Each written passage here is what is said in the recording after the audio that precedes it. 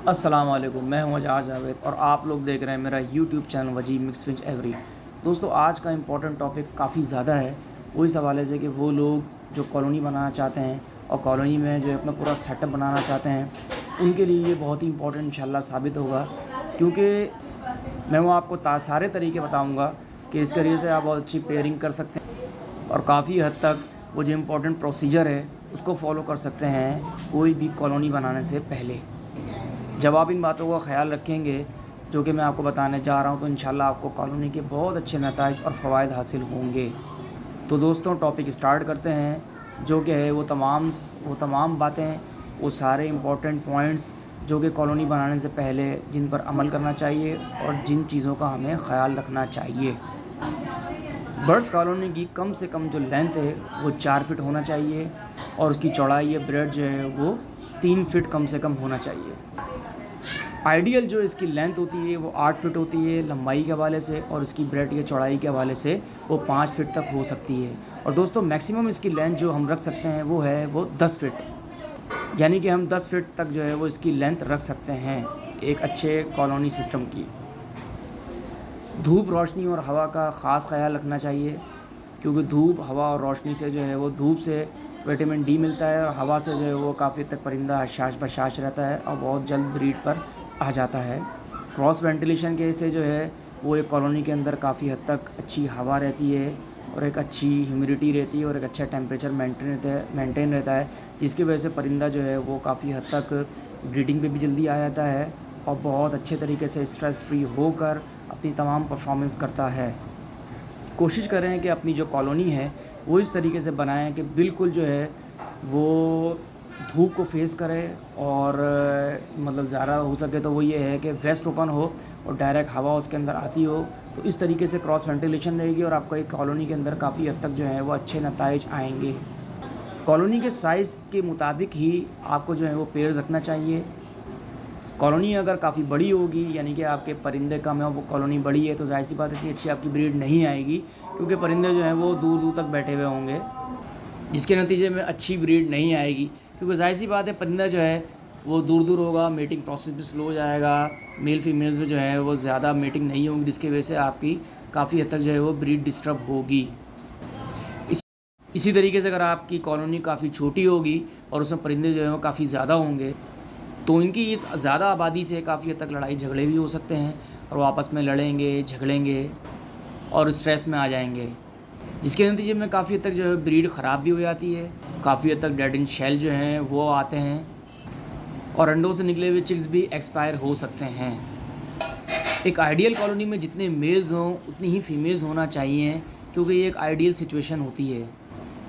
कोशिश करें कि जो मेल फीमेल का रेशियो है वो बिल्कुल बराबर हो, लेकिन अगर फ़ीमेल्स थोड़ी ज़्यादा हैं तो उससे कोई इतना मसला नहीं है, 1-2 फीमेल जो हैं वो ज़्यादा हो सकती हैं, लेकिन कोशिश करें कि मेल ज़्यादा हों, मेल जो है वो बिल्कुल बराबर हों। जितने मेल हों उतनी ही फ़ीमेल होना चाहिए।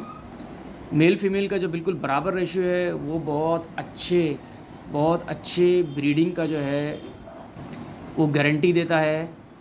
क्योंकि इस तरीके से पेयरिंग काफ़ी अच्छी हो जाती है और पेयरिंग बिल्कुल भी डिस्टर्ब नहीं होती, ब्रीड काफ़ी अच्छी आ जाती है। पूरी कोशिश करें कि आप जो बर्ड्स रख रहे हैं वो बिल्कुल रेडी टू ब्रीड हों, क्योंकि जितने ज़्यादा वो रेडी टू ब्रीड बर्ड्स होंगे उतनी जल्दी आपकी ब्रीड आएगी और आपका टाइम बचेगा। मेल फीमेल कन्फर्म्स होना चाहिए। अगर आपने लव बर्ड्स रखे हुए हैं तो उसके अंदर मेल फीमेल जो है वो DNA सर्टिफाइड होना चाहिए। उनकी एज 10 महीने से ज़्यादा होना चाहिए कम से कम। कोशिश करें, अगर वो 1 साल है तो बहुत अच्छी बात है, और उनके जो जोड़ हैं उनको अच्छी तरह चेक करके फिर उसके बाद जो आप कॉलोनी के अंदर छोड़ें मेल फीमेल को, क्योंकि जितने कंफर्म आप मेल फीमेल छोड़ेंगे उसी तरीके से आपको ब्रीड बहुत अच्छी मिलेगी। वरना यही मसला होगा कि मेल अगर ज़्यादा होंगे आपस में पेयरिंग कर लेंगे, अंदर जाएंगे, आप समझेंगे कि भाई ये अंडे बच्चे करने वाले, लेकिन ब्रीड वगैरह नहीं आएगी और इससे जो है ये होगा कि आपका टाइम भी ज़ाया होगा और आपको मायूसी भी होगी। इसी तरीके से अगर फीमेल्स हैं वो भी आपस में पेयर लगा लेंगी और अंडे वगैरह देंगी और आपका इस तरीके से टाइम भी ज़ाया होगा और आप डिसहार्ड भी हो जाएंगे। तो मेल फीमेल की कंफर्मेशन बहुत ज़रूरी है एक कॉलोनी के सिस्टम के अंदर। जितने ज़्यादा कंफर्म गिने हुए मेल और फीमेल्स कॉलोनी के अंदर छोड़े जाएंगे, इंशाल्लाह उतने ही अच्छे नताइज ब्रीडिंग की सूरत में आएंगे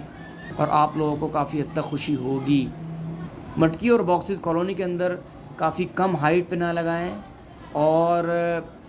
इसी तरीके से काफ़ी ज़्यादा हाइट पे ना लगाएं। एक आइडिया के लिए मैं आपको बता देता हूँ कि कम से कम हाइट जो है वो 2.5 फीट होना चाहिए मटकी और बॉक्सेस की, और ज़्यादा से ज़्यादा एक अच्छी कॉलोनी में 7 फीट तक हाइट होनी चाहिए,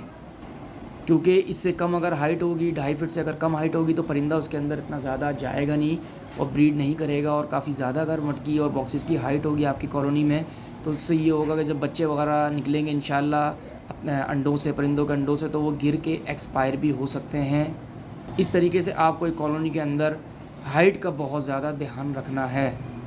कोशिश करें कि तैयार रेडी टू ब्रीड बर्ड्स जो आपने किसी अच्छी ब्रीडर से लिए हैं, एक अच्छी अगर वो होम ब्रीड है, वो होम ब्रीड सर्दियों की होनी चाहिए, क्योंकि सर्दियों की होम ब्रीड जो है वो काफ़ी अच्छी होती है। इसमें मीटिंग जो है वो उसका प्रोसेस होता है और उसके ज़रिए से जो है वो काफ़ी अच्छी ब्रीड आती है, वो काफ़ी ताकतवर और काफ़ी हेल्दी ब्रीड होती है सर्दियों की ब्रीड। और इस तरीके से परिंदों की ब्लड लाइन भी काफ़ी अच्छी हो जाती है अगर आप इस तरह की ब्रीड अपनी कॉलोनी के अंदर छोड़ेंगे। सर्दियों की ब्रीड की फर्टिलिटी भी काफ़ी अच्छी होती है और अंडे तकरीबन सारे फर्टाइल होते हैं, बहुत अच्छा रिज़ल्ट आता है। मटकी और बॉक्सेस का रोक कोशिश करें कि डायरेक्ट धूप के सामने ना हो, क्योंकि जब धूप के सामने होगा तो उससे धूप जो है मटकियों के अंदर जाएगी और आपके जो बर्ड्स हैं उनके एग्स के अंदर जो एम्ब्रियो है वो भी डैमेज हो सकती है और एक्सपायर हो सकती है। कोशिश करें कि कॉलोनी के अंदर अपने बर्ड्स की मटकियाँ और बॉक्सेस जो हैं वो इस तरीके से लगाएं कि उनका रुख जो है वो आपको फेस ना करता हो बल्कि दूसरी तरफ हो, क्योंकि इस तरीके से परिंदा भी काफ़ी हद तक डिस्टर्ब हो जाता है और अपनी ब्रीड को छोड़ देता है और अंडे इंक्यूबेट वगैरह नहीं करता है, जिसके नतीजे में ब्रीड ख़राब हो सकती है। और इस सिचुएशन में वो अपने आप को इनसिक्योर फील करता है और मटकियों से बाहर आ जाता है। उसकी वजह से उसकी इंक्यूबेशन काफ़ी तक डिस्टर्ब होती है और अंडों को सही तरीके से इंक्यूबेशन नहीं मिल पाती। कॉलोनी ऐसी जगह बिल्डअप करें जहाँ ज़्यादा शोर व शराबा ना हो और प्राइवेसी वगैरह बर्ड्स को अच्छे तरीके से मिल सके, ताकि वो अपने तमाम ब्रीडिंग के मामलात को सरअंजाम सही तरीके से दे सकें और उनकी मीटिंग भी जो है वो सही तरीके से हो सके। क्योंकि ऐसी जगह जहाँ शोर शराबा ज़्यादा हो और वहाँ पर चील कौवों का भी गुज़र हो, वो भी शोर मचाते हुए गुज़रते हों, तो परिंदा जो है वो घबरा के अपनी मटकियों से बाहर आ जाता है, कई घंटे अंदर नहीं आता। उसकी वजह से उसके जो एग्स होते हैं, जो एग्स ले किए हुए होते हैं, वो भी जो हैं वो काफ़ी हद तक ख़राब हो जाते हैं और उनको सही तरीके से इंक्यूबेशन नहीं मिल पाती। इस तरीके से अंडों में डेड इन शेल्स वगैरह भी आ जाते हैं। परिंदों की मटकियों या बॉक्सेस के बिल्कुल सामने जो है वो जो लंबी वाली बैरियर टाइप के जो स्टिक्स होती हैं वो बिल्कुल सामने ना लगाएं, क्योंकि आप उनके बिल्कुल सामने अगर लगाएंगे तो परिंदा जो है जिसने अंडे दिए होंगे वो दूसरे परिंदे को मारेगा और इस तरीके से कॉलोनी में मामला जो है काफ़ी ख़राब हो सकते हैं और परिंदा जो है उसके अपने अंडे भी ख़राब हो सकते हैं। कोशिश करें कि मटकियाँ या बॉक्सेस हैं उनके जो बिल्कुल होल के ऊपर स्टिक्स से अगर हैं तो अच्छी बात है, वरना आप उनको अटैच कर दें तो उससे ये है कि परिंदा आपका आराम से उस पर बैठेगा और अंदर अपनी मटकी और बॉक्सेस में जाएगा और अपने अंडे इंक्यूबेट करेगा और अच्छी ब्रीड आएगी। स्टिक्स वगैरह कोशिश करें कॉलोनी में साइड में ही लगाएं, क्योंकि आप अगर उसको बीच में लगाएंगे तो उससे ये होगा परिंदे की उड़ान और उसकी फ्लाई भी डिस्टर्ब होगी और उस पर अगर बीच में बैठेगा तो उससे जो नीचे उसके बर्तन, जो पानी का बर्तन होता है उसके ऊपर अगर वो बीट करेगा तो उससे पानी भी काफ़ी हद तक ख़राब हो सकता है और काफ़ी हद तक इस तरीके से जब ये पानी पीते हैं तो इनको बदहज़मी भी हो सकती है और उनका मैदा भी ख़राब हो जाता है। मटकियाँ कोशिश करें कि कॉलम वाइज लगाएं, यानी कि कॉलमनर फैशन में हो, यानी कि बिल्कुल एक कॉलम में लगाएं। एक मटकी उसके नीचे दूसरी मटकी लगी हो, बीच में कोई गैप ना हो। एक मटकी के नीचे जो तला है उसके बिल्कुल नीचे जो है वो दूसरी मटकी हो, यानी कि एक मटकी और उसके ऊपर दूसरी मटकी हो, बिल्कुल भी बीच में गैप ना हो। इस तरीके से जब आप मटकियाँ और बॉक्सेस लगाएंगे और बीच में आप जो कॉलम में उसमें कम से कम एक मटकी या एक बॉक्स का गैप रखें, इससे काफ़ी हद तक आपकी जो ब्रीडिंग भी अच्छी होगी और परिंदों को भी मौका मिलेगा मीटिंग करने का और अच्छे तरीके से अपने मामलात सरअंजाम देने का। क्योंकि फिंचों में थोड़ा मसला ये होता है कि फिंचों को ज़रा सा भी कोई खांचा, कोई कोना, कोई ज़रा सी भी जगह मिल जाए तो उसमें अंडे दे देती हैं। ज़ाहिर सी बात है, अगर आपकी मटकियों में कोई गैप होगा, ऊपर और नीचे की मटकी में थोड़ा सा भी गैप होगा, उसमें वहीं पे वो घोंसला बना लेंगे, अंडे दे देंगी। वो अंडे जो हैं वो उसके अंदर आमतौर पर ब्रीड ख़राबी हो जाती है और अंडे एक्सपायरी हो जाते हैं। तो आप कोशिश करें कि कॉलम वाइज और कॉलमनर फैशन में ही मटकी और बॉक्सेस लगाएं, जिस तरीके से मैंने आपको बताया है। अगर आप लोगों ने काफ़ी छोटे बच्चे, परिंदों के काफ़ी छोटे पट्ठे ले लिए हैं तो कोशिश करें कि पहले उनको अच्छी तरह से तैयार कर लें ब्रीड के लिए। दूसरे पिंजरों में रख के काफ़ी हद तक जो है उनकी अच्छी जो है वो परवरिश करें उनको पालें, उनको बड़ा करें। उसके बाद जब वो तैयार हो जाएँ तो फिर उसके बाद जो है वो कॉलोनी में एक साथ तमाम तैयारशुदा बर्ड्स को ब्रीडिंग के हवाले से अपनी कॉलोनी में छोड़ें। इस तरीके से इंशाल्लाह आपके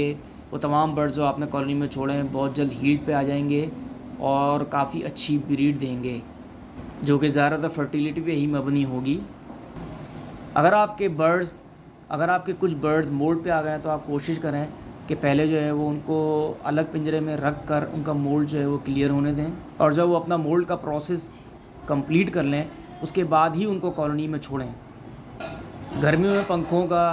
या वेंटिलेशन सिस्टम का, कूलिंग सिस्टम का एहतमाम करें, जितना हो सके आप इन चीज़ों को यूज़ करें, क्योंकि इससे आपकी काफ़ी हद तक जो है कॉलोनी में वेंटिलेशन बढ़ जाती है और काफ़ी हद तक टेम्परेचर और ह्यूमिडिटी कंट्रोल हो जाता है।